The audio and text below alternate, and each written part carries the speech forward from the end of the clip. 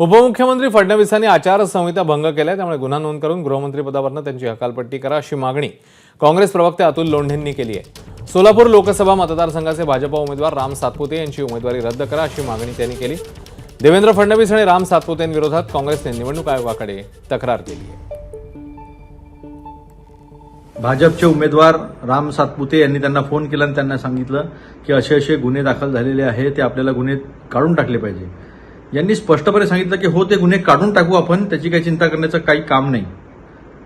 सर्वोच्च न्यायालयाचा एक निर्णय आहे, एक निकाल आहे आणि तो असं सांगतो की समिती लावून मग समितीनी शिफारस केल्यानंतरच कुठले जर गुन्हे असतील तर ते परत घेतले पाहिजे। हे काम निवडणुकीच्या दरम्यान अशा पद्धतीनं प्रलोभन देणं हा आचारसंहितेचा भंग आहे। आणि आतापर्यंत आपण का नाही काढले? मग निवडणुकीची वाट पाहत होतात का? हे स्पष्टपणे दिसत आहे, पदाचा गैरवापर झालेला आहे। आमची निवडणूक आयोगाला विनंती आहे, देवेंद्र फडणवीसांना त्यांच्या गृहमंत्री पदापासून तात्काळ दूर करावं। एबीपी माझा, उघडा डोळे बघा नीट।